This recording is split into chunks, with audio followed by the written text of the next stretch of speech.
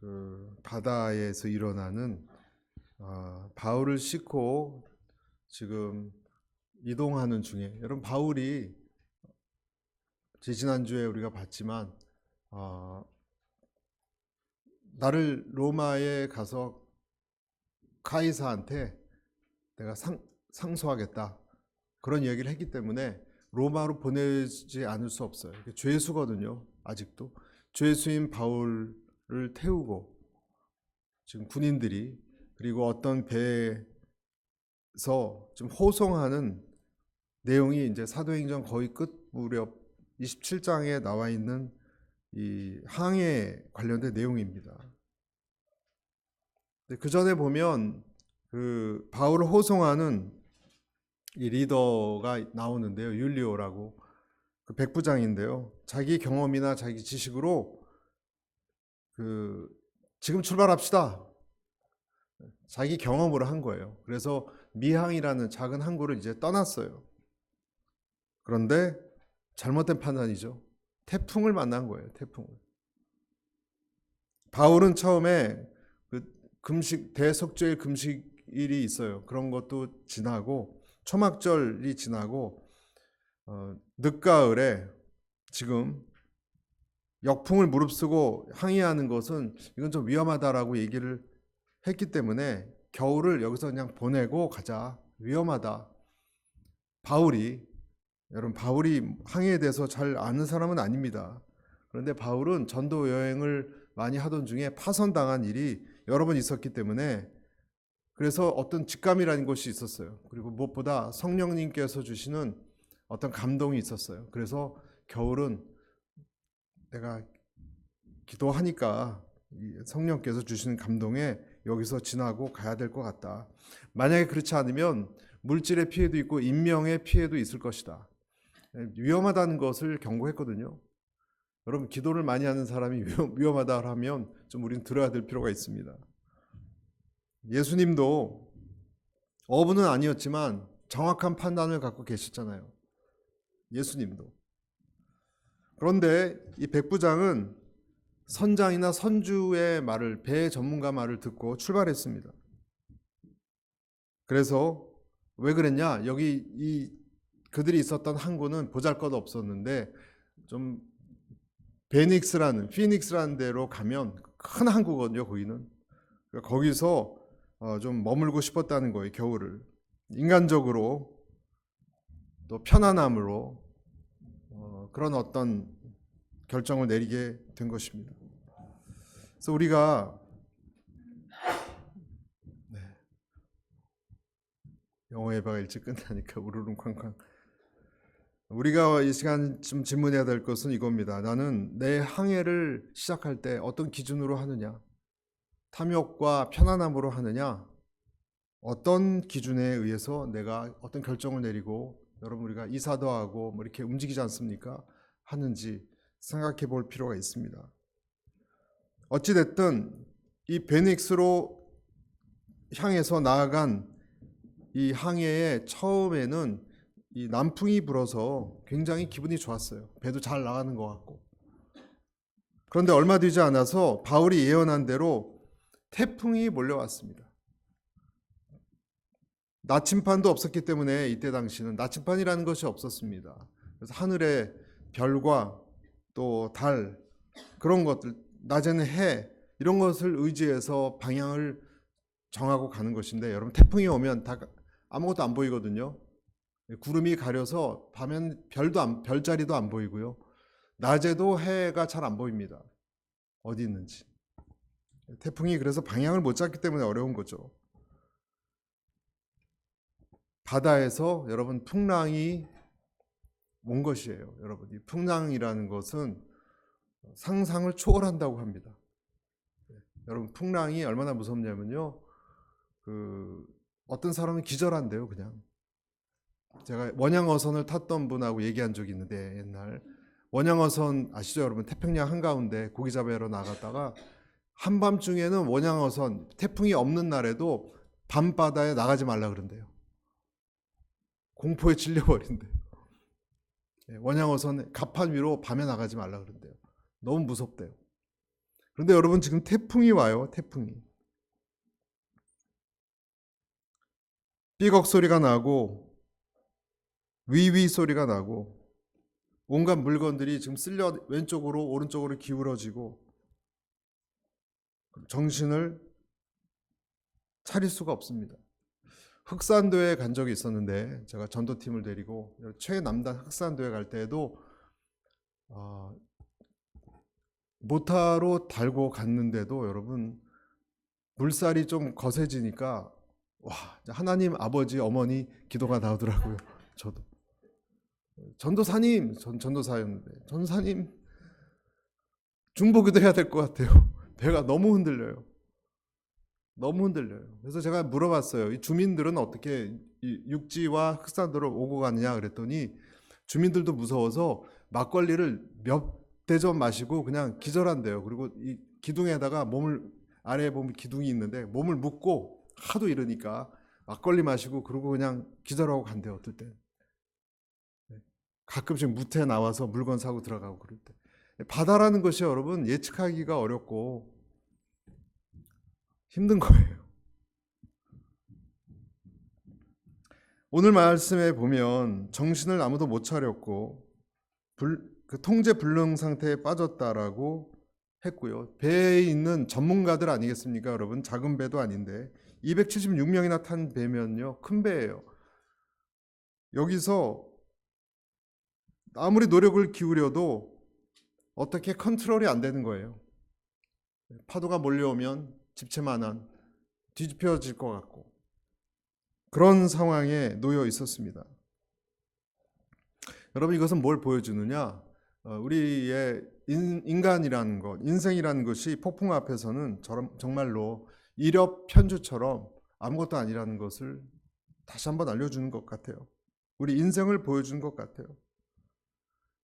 최대한 선원들이 이 거룻배는 라이프보트라고 조그만 배 이렇게 더 가까이 타고 나가는 그 배가 걸려 있었는데 이게 왔다 갔다 하면 빠개질까봐 그것을 줄로 묶었다는 얘기입니다. 거룻배 본체에 부딪혀 끼어질까 잡아 끌어올리고 그걸 줄로 선 채도 더 견고히 하려고 애를 썼고 또 바다에 모래수렁이라는 것이 있대요. 이것이 막 떠밀려 가다 보면 무태 가까운데 모래수렁에 밑이 탁 걸려버리면요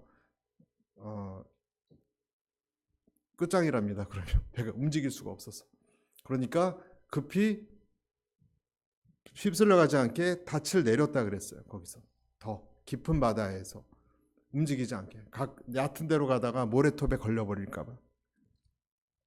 그것도 되지 않아서 나중에는 배의 짐과 기구들을 바다에 전부 내던졌습니다. 투척했습니다. 오늘 나와 있는 상황이 그 설명된 내용이 그런 내용입니다. 여러분 우리의 모습과 너무 비슷하지 않습니까? 우리 인생으로 비유해서 생각해 보면 우리 인생도 이 항해를 하다가 인생이랑 항해를 하다가 배가 큰 바람에 휘말리지 않으려고 안간힘을 씁니다. 우리도 큰 태풍이 몰려오면 벌써 짐작해서 몸을 추스리고 맞이할 준비를 하고 또 이 파도 뒤에 더 큰 파도가 뭐가 올까 두려워합니다.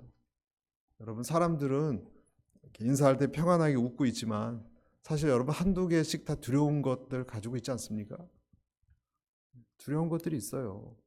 우리 인생에. 하나님을 믿지만 여러분 공포가 있어요. 그리고 여러분 어느 시기가 되면 여러분 아무 내가 무섭고 불안하다 하더라도요 어느 시점이 되면요 어떤 것은 솔직히 포기해야 돼요. 포기해야 될 때가 옵니다. 우리 인생에. 왜 그러느냐? 열심히 해봤지만 열심히 살았습니다, 여러분. 그렇지만 때때로 그 열심과 상관없이 바닷바람에 엎어지는 일들이 있습니다. 성실하지 않다는 게 아니라 성실히 했어도 여러분 그런 일들이 왜 없겠습니까? 우리 인생에. 병이 낫지를 않는 일도 그 중에 하나죠. 열심히 약을 먹어도 병이 낫지 않을 수 있는 거거든요. 열심히 기도를 해도 자식들이 돌아오지 않을 수도 있는 거거든요. 그래서 우리는 또 어떤 인간관계도 마찬가지예요. 내가 회복하려고 애를 많이 썼어도 안 되는 때가 있습니다. 여러분, 그럴 때 내 힘으로 안 된다는 것을 받아들이셔야 돼요. 받아들이셔야 돼요. 사람의 인생에는 그런 일이 있을 수 있다. 있을 수 있다. 하는 것을 받아들이셔야 돼요. 여러분, 인간은 연약한 거예요. 근데 18절에 보면 이렇게 되어 있습니다. 어떻게 되어 있냐면 폭풍에 몹시 시달리다 못해 이튿날에는 선원들이 짐을 바다에 던져 넣기 시작했습니다. 여러분, 하나님께서 어떨 때는 내가 애지중지하는 것을 포기하는 훈련을 시키십니다. 어떤 것은요, 여러분, 바다에 던지셔야 돼요. 무엇을 위해서? 내 목숨을 구하기 위해서. 뭐 하나는 포기해야 돼요. 아니면 한 개, 두 개, 서너 개까지 포기하는 훈련을 시키실 때도 있습니다. 사람들이 여러분 여행 가방 같은 자기 마지막 개인 짐 같은 걸 던질 때 얼마나 아까워라 하고 발을 동동 굴렀을까 생각해 봅니다. 여러분, 그것이 아무리 아까운 것이라도요, 뭐 몇 뭉치 돈다발이라 하더라도요, 내 목숨보다 중요하진 않아요. 던져야 돼요. 그 훈련을 시키실 때가 있습니다. 여러분, 내 생명보다 가치롭지 않은 것을 바다에 던지는 훈련을 하나님께서는 시키신다니까요. 그리고 생각하게 합니다. 내가 그렇게 정말 정성 들이고 왔던 그것이 과연 무엇이었는가? 그걸 던질 때, 그렇죠? 이런 것을 위해서 평생을 애지중지하고 살아왔던가 하는 생각을 하면서 인생은 과연 무엇일까? 이런 생각까지 하면서 던질 때가 있습니다. 그리고 그때 깨닫습니다. 내가 주인이 아니라는 것을. 인생에 내가 주인이 아니라는 것을. 그리고 정말 중요한 것은 하나밖에 없다는 것. 여러분, 그 정말 중요한 한 가지, 그게 무엇이겠습니까? 네? 우리 영혼이에요. 여러분, 우리 영혼 외에는 다 던질 수 있어요. 여러분, 믿으십니까? 20절 보세요. 20절. 여러 날 동안 해와 별도 나타나지 않고 폭풍만 계속 불어나 그들을 닥치자 결국 우리는 구조될 모든 소망을 포기했습니다. 저는 이 말씀을 읽을 때 우리는 빨리 읽고 지나갔지만 모든 구조될 소망을 포기하기까지 과정이 얼마나 힘들었을까 생각합니다. 소망을 포기한다는 것 얼마나 힘들까 생각합니다.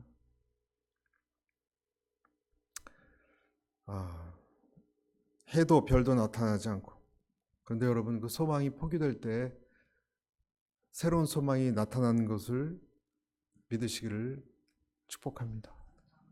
21절에 나와 있습니다. 사람들이 오랫동안 아무것도 먹지 못하고 있는 가운데 바울이 일어나 그들 앞에 서서 말했습니다. 여러분, 크레타 섬에서 항해하라 하지 말라는 내 충고를 들었더라면 이런 타격과 손실은 입지 않았을 것입니다. 뭔가 사람들이 힘든 상황에 바울이 일어나서 뭔가 얘기를 하는 거예요. 아무것도 먹지도 못하고 이제 소망이 포기된 사람들 앞에. 여러분, 하나님을 믿는 사람의 역할이 얼마나 중요합니까? 그래서 22절 이런 얘기를 하는 거죠. 그러나 이제 내가 여러분에게 당부합니다. 같이 읽죠. 시작. 여러분 가운데 아무도 목숨을 잃지 않고 배만 손상될 것이니 안심하시기 바랍니다. 바울이 뭐라고 얘기하죠? 지금 소망 끊어진 사람들 앞에서 한 사람이 일어나서 얘기하는 거예요. 안심하십시오. 여러분, 이것이 그리스도인이 두려워하는 이 세상을 향해서 외칠 수 있는 음성이에요. 여러분, 우리만 할 수 있는 음성이에요. 믿음이 있는 우리만 할 수 있는 음성이에요. 안심하십시오. 밑도 끝도 없는 이런 말을 어떻게 할 수 있을까? 여러분, 그러나 만약에 그것이 하나님으로부터 온 음성이라면 우리 말할 수 있고요. 또 사람들은 그 음성을 정확히 들어야 됩니다. 바울이 얘기하죠. 배만 손상될 것이다. 생명은 건지니까 걱정하지 마시라. 자기 생각이 아닙니다, 여러분. 자기의 어떤 느낌이 아닙니다. 이것은 그 바울이 섬겼던 하나님이 보내준 사자가 계시해 준 내용이에요. 이 하나님의 사자는 바울에게 네가 가이사 앞에 서야 할 것과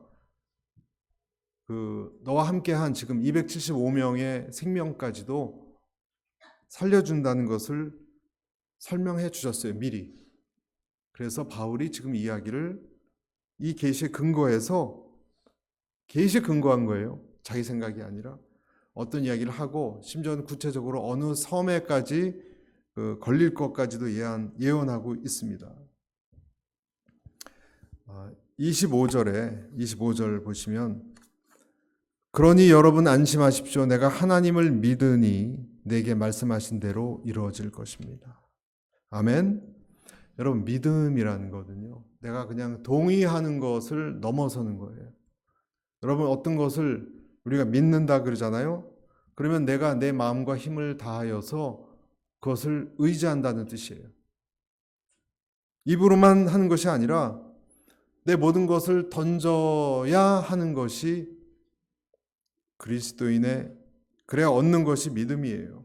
문자 그대로 다 맡긴다는 뜻입니다. 믿음은 전인격적인 행위입니다. 그래서 여러분, 예수님이 구원을 위해서 당신에게 믿음을 요구할 때 사실 엄청난 요구를 하고 있는 거예요. 믿어요? 믿습니다. 여러분, 그것이 믿음이 아니고 내 모든 확신과 내 그 영광을 위해서 심지어 내 목숨까지도 맡길 수 있는 그것이 여러분 믿음이에요. 여러분, 그 하나님께 모든 것을 맡길 수 있습니까? 아멘. 우리는 쉽게 믿는다고 얘기하지만 실제로 어려운 위기가 오면 10분의 1도 내가 정말 믿고 있지 않다는 것을 발견합니다. 여러분, 우리의 믿음을 점검해야 됩니다. 그렇지만 내가 어떤 것을 정말 믿고 받아들이면 여러분, 새로운 지평이 열립니다. 여러분, 이것이 믿음이에요. 오늘 그 얘기를 이제 뒤에도 그 연관된 얘기가 나와요. 말로만 속삭이는 것이 아니라 여러분, 어떤 남자가 프로포즈를 해서 결혼해 주시겠습니까? 결혼하겠습니다. 남자를 믿고 프로포즈를 받아들이면 새로운 세계가 열리잖아요, 여러분. 마찬가지예요. 내가 주님의 이 믿음을, 하나님을 향한 믿음을 믿고 확신으로 모든 걸 걸고 받아들이면 이 믿음 때문에 새로운 세계가, 지평이 열리는 거예요. 이 바울의 말을, 그래서 때때로 내 절망이나 내 슬픔이나 그런 거 있죠, 여러분. 혼자 있고 슬프고 일이 잘 안 될 때 막 괴로워지고 불안해지고, 여기서 여러분 믿음으로 옮겨 오셔야 됩니다. 믿음의 상태로 옮겨 오시는 것, 여러분에게 그 능력이 임하기를 축복합니다. 하나님은 지금 두려움에 빠져서 구조의 손길 기다리는 사람들에게 하나님의 사람을 보내어서 뭐라고 얘기하느냐? 안심하라고 얘기하셨어요. 안심하라고. 이것이 아까 말씀드렸듯이 이 세상을 살아가는 주 예수 그리스도를 믿는 사람들, 저와 여러분의 역할이에요. 전 여러분들이 만나는 사람들 중에 어떤 일로 두려워한 사람이 있다면 이러한 말씀을 꼭 전할 수 있게 되기를 바라요. 하나님을 믿으면 안심하라고. 왜냐하면 어려울 때는 돈 있는 사람도 아니고요, 어떠한 영적 세계를 아는 사람, 그 사람만이 소망의 불꽃이 됩니다. 그때 여러분이 그런 말을 할 수 있어야 됩니다. 진정한 전도는 무엇이냐? 이렇게 얘기해야 돼요. 당신이 가지고 있는 소유물보다, 당신의 집보다, 당신이 투자한 무엇보다, 심지어는 당신 가족보다 당신의 목숨이 중요합니다. 그런 것을 희생하십시오. 때로는 그런 것을 바다에 던지십시오. 당신의 생명이 중요합니다. 하나님의 계획이 이 폭풍보다 더 셉니다. 하나님의 계획이 진행되고 있습니다. 지금은 하나님을 붙들어야 되는 시간입니다. 여러분, 아무도 말할 수 없는 상황에 우리가 그런 말을 담대히 할 수 있는 사람이 돼야 됩니다. 아멘. 여러분의 자녀가 어떤 일로 넘어져서 괴로워하고 있어도 여러분 자녀를 찾아가서 그런 얘기를 해야 돼요. 너의 삶에 여러 가지가 있지만 그런 것이 중요한 것이 아니라 너의 생명이 중요한 것이다. 하나님을 향해서 절망하지 말아라. 하나님을 향해서 다시 일어서라. 이 세상에는 무엇을 얘기해야 되느냐? 이 세상에는 사람의 눈에 보이지 않는 어떤 것이 지금 흐르고 있다. 여러분, 이것을 전하셔야 돼요. 그래서 아까워하는 것 바다에 던져도 된다고. 막 돈도 잃어버리고 병원비 많이 나오고 걱정하는 그거 다 날려보내도 괜찮다고. 다 날아가도 괜찮다고. 당신의 생명이 중요하고 하나님을 향한 당신의 믿음이 중요하다고 말씀할 수 있게 되기를 축복합니다. 사람들은 괜히 그런 거 불필요하고 비본질적인 것을 가지고 슬퍼해요. 여러분. 욥은 여러분 다 잃었습니다. 건강까지도. 그러나 그가 하나님을 나의 구속자가 살아계시니 마지막까지 구속자이신 하나님을 잃지 않았어요. 그러면 괜찮은 거예요. 그러면 괜찮은 거예요. 사람들은 하나님이 지금 이 폭풍 속 위에 배후에 뭔가를 움직이고 계시다는 것을 폭풍이 불면 폭풍밖에 보이지 않기 때문에 하나도 보이지 않아요, 여러분. 어려운 일이 자꾸 겹겹이 생기면요, 사람들은 어려운 위기 때문에 위기만 보이지 배후에 일하는 것이 보이지 않아요. 그럴 때 여러분 배후에 움직이신 하나님을 말씀해 주셔야 되는 거예요. 이것은 뭔가 하나님의 계획과 관련된 것이고 지금 바울이 이 배를 타고 어딘가 호송되고 있잖아요. 하나님의 계획이 움직이고 있는데 여러분 날씨, 폭풍, 바다가 이것을 넘어뜨릴 수 있겠습니까? 이 얘기를 할 수 있는 사람은 여러분 이 진리를 갖고 있는 사람은 흔들리지 않고 말할 수 있는 사람이 된다는 것입니다. 여러분 나의 죽고 사는 것이 내 뜻이 아니라 하나님의 뜻에 있다라는 것을 선포할 수 있게 되기를 축복합니다. 나한테 하나님의 계획이 살아있는가? 즉 내게 사명이 남아있는가? 사명이 남아있다면 로마로 가야 할 여러분 어떤 것도 우리를 넘어뜨릴 수 없어요. 하나님의 때에 우리를 부르시는 것이지 상황이 우리를 부르는 것이 아니라는 것입니다. 여러분 이것이 바울이 사람들에게 얘기했던 거예요. 아무리 힘들었어도 요나도 비슷한 얘기를 했어요. 최악의 상황에서도 그 최악의 상황 배후에 있는 하나님을 얘기했어요. 여러분 23절에 보면 어젯밤 23절에 바울이 이렇게 얘기합니다. 어젯밤 내 하나님 곧 내가 섬기는 하나님이 천사가 내 곁에 서서 24절 바울아 같이 읽습니다. 시작. 바울아 두려워 마라. 내가 마땅히 가이사 앞에 서야 한다. 그래서 하나님께서 너와 함께 항해하는 모든 사람들의 생명을 내게 맡겨주셨다라고 하셨습니다. 바울이 어떻게 이런 얘기를 하고 담대할 수 있느냐면요. 바울은 하나님의 음성을 들었기 때문이에요. 여러분 그 많은 사람들이 있어도 두려워해도 한 사람이 하나님 음성을 들을 수 있다면 그 사람을 통해서 평강이 다 임하는 거예요. 저 여러분의 가정에 여러분이 하나님의 음성을 들을 수 있는 그 한 사람이 되기를 축복합니다. 그러면 다 이렇게 세울 수 있어요. 괜찮다고 얘기할 수 있어요. 아무것도 아니라고 말할 수 있어요. 듣는 한 사람이 있다면 그 사람이 세우는 사람이 되는 거예요. 왜? 그 사람은 알거든요. 모든 것이 하나님의 손에 달려있다는 것. 여러분 하나님의 손에 달려있다는 것. 평강이라는 것은 인생의 줄기를 누가 잡고 있느냐를 아는 데서 오는 것입니다.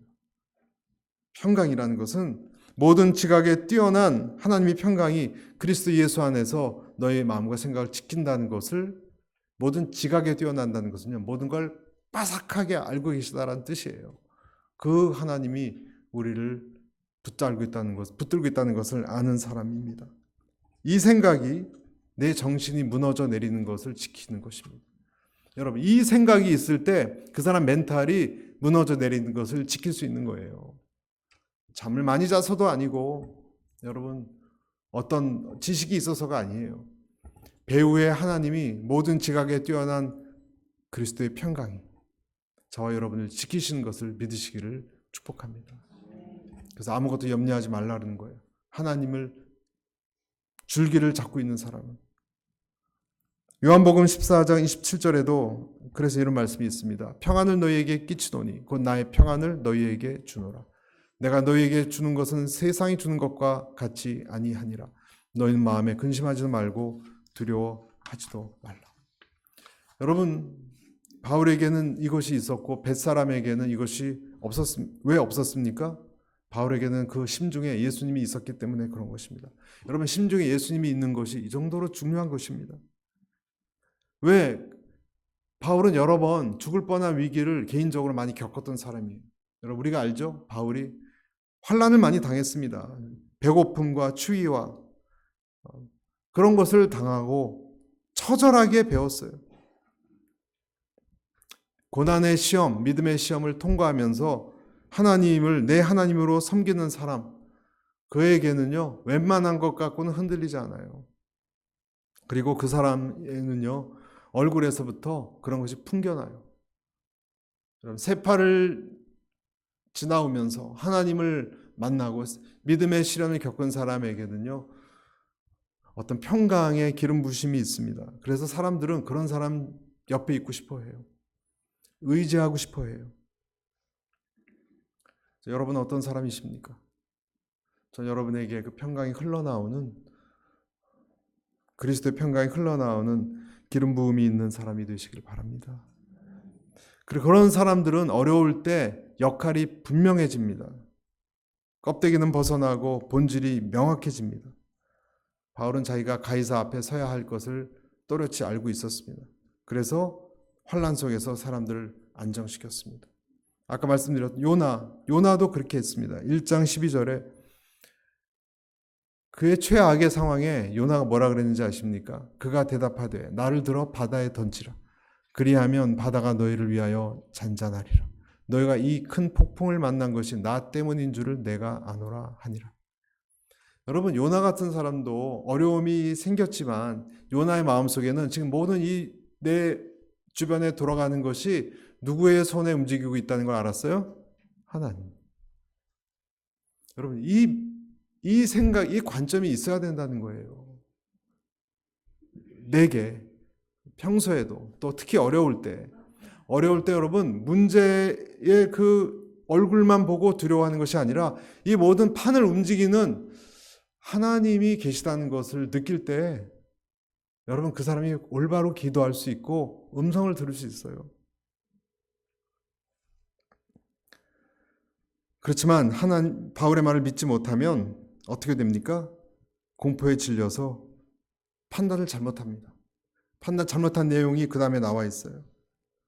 배가 육지에 가까이 왔습니다. 물 깊이를 재어봤더니 알 수 있었어요. 28절에 보면 수심이 이제 막 떠밀려가지고 점점 낮아지는 것을 확인하는 내용이 나와 있어요. 큰 폭풍은 지나갔고, 그런데 이제 어딘가 어느 육지 같은 데 도달하는 상황이 되었는데, 물이 점점점 깊이를 재어보다가 이 여러분, 사공들이 그 배를 이렇게 움직이고 조종한 사람들 아닙니까?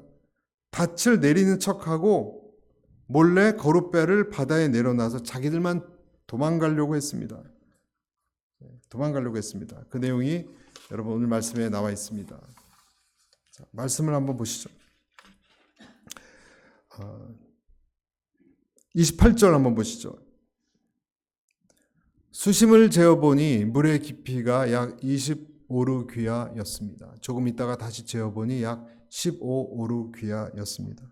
29절 우리가 암초에 부딪히게 될까 두려워 선원들은 고문에서 4개의 닻을 내리고 날이 밝기만을 바랐습니다. 30절 그런데 선원들은 도망칠 속셈으로 뱃머리에서 닻을 내리는 척하면서 거룻배를 바다에 띄웠습니다. 그러니까 이제 가까이 오고 있을 때 그 아까 그 거룻배를 자기들만 몰래 빠져나갈. 왜냐하면 이 배가 분명히 바위 같은 데 부딪혀서 다 죽게 될 거라는 거예요. 불안해서 이 사람들만 도망가려고 했던 것입니다. 여러분, 책임이 있는 사람이 배를 버리고 선원들을 다 버리고 도망가는 것은 정말 잘못된 일이죠. 세월호에 우리가 기억하고도 싶지 않은 세월호의 선장이 도망가려고 했지 않습니까? 나머지 사람들은 그냥 죽게 내버려두는 거짓 목자와 같은 행동을 보이고 있었습니다. 여러분, 믿음으로 바울의 이야기를 받아들이지 않으면 계속 불안해서 자기들만 도망갈 궁리를 짠다는 거예요. 이 세상이 여러분 그렇습니다. 이 세상이 그렇습니다. 33절에 보면 이렇게 30절에 도망가고자 했을 때, 죄송합니다. 31절 바울이 이렇게 얘기했습니다. 그때 바울이 백부장과 군인들에게 말했습니다. 이 사람들이 배 안에 같이 있지 않으면 당신들도 구조되지 못할 것이요. 32절 같이 읽을까요? 시작. 그러자 군인들은 거룻배에 묶여있던 발줄을 끊어 거룻배를 떼어 버렸습니다. 그래서 어떻게 됐냐면 도망가려는 사람들 못 도망가게 그 라이프 보트를 다 끊어서 버리게 했어요. 도망가려는 수단을 그냥 제거해 버리고 말았어요. 그러니까 이제 다 같이 죽든지 다 같이 살든지 상황이 된 거예요. 33절에 보면 어디로 떠내려가고 있었는가? 날이 밝아올 무렵 바울은 그들 모두에게 무엇이든 먹어두라고 권하며 말했습니다. 지난 14일 동안 여러분은 계속 마음을 졸이면서 아무것도 먹지 못하고 굶고 지냈습니다. 음식 먹기를 권하는 거예요. 에너지 보충을 하라는 말을 아무도 하는 사람이 없는데 바울이 하고 있습니다. 그리고 다시 한번 하나님의 약속을 기억나게 하고 있습니다. 34절 같이 한번 읽을까요? 34절. 그러므로 이제는 여러분이 음식을 좀 먹어둘 것을 권합니다. 그래야 살아남을 수 있습니다. 여러분 가운데 어느 누구도 머리카락 하나라도 잃지 않을 것입니다. 머리카락 하나라도 잃지 않을 것이다. 여러분, 그래서 이 바울 같은 사람이 이 사람들과 함께 있다는 것은 정말 이 사람들에게 복이 아닐 수 없어요. 복이 아닐 수 없어요. 하늘나라와 교통했을 뿐만 아니라 사람들에게 끝까지 위로해주고 그리고 그들의 안전을 안심시키는 역할을 했기 때문에 그래요. 어려울 때 여러분 누군가 이런 이야기를 할 수 있다는 것, 그리고 그 사람으로부터 힘을 얻는다는 것은 굉장한 도움이 되는 것입니다. 열심히 특심이라고 말할 수 있는 김미경 대표라고 있습니다, 여러분. 김미경 씨라고 온라인의 유명 강사고 특히 팬데믹 때 아주 많이 유명해졌습니다. 자기 개발에 대한 자기 동기부여, 자기 개발에 대한 책도 여러 권 썼던 사람. 피아노 강사 출신인데 이 사람이 정말 성공하기까지 과정도 정말 대단했고 직원을 거의 엄청나게 거느렸을 정도로 그 팬데믹 기간 때 많이 성공했던 사람인데 그 이후에 어떤 일이 일어났냐면 지금은 여러분 팬데믹 지나서 다 마스크 벗고 그러잖아요. 그러니까 어려움이 왔어요. 어려움이 와서 이 자기 개발 신나게 일하고 아침에 일찍 일어나고 그렇게 그런 것을 메시지를 선포하고 사람들을 동기부여했던 사람이 거꾸로 우울증에 시달리고 불안증에 시달리고 자살 충동에 시달렸대요.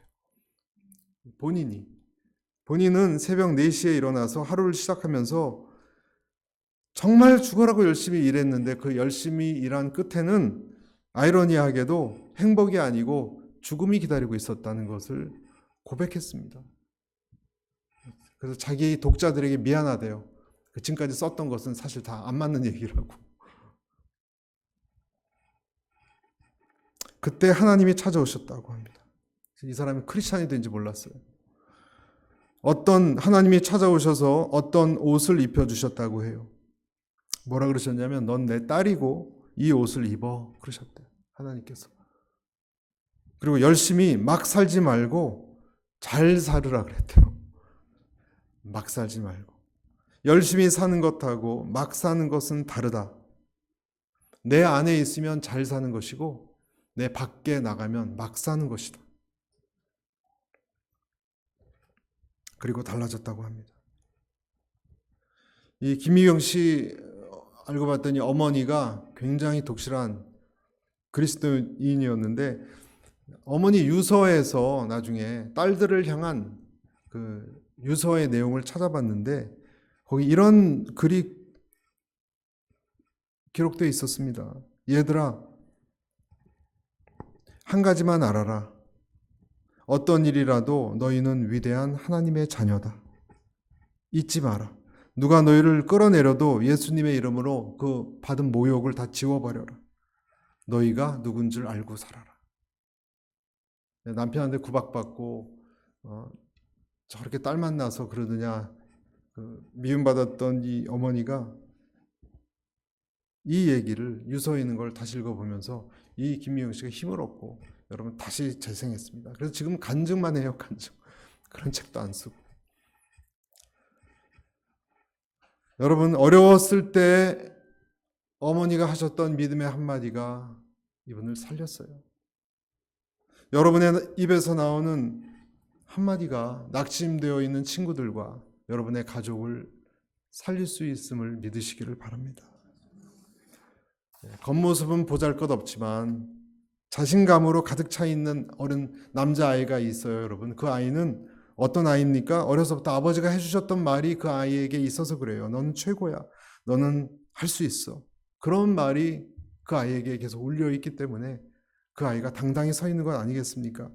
여러분 하나님께서 우리에게 주시는 이 말씀 한마디 한마디가 내 마음에 살아있다면 여러분 우리는 당당히 쓰러지지 않고 서 있을 수 있고 더 나아가서 다른 사람들에게도 그런 말을 할 수 있다는 거예요.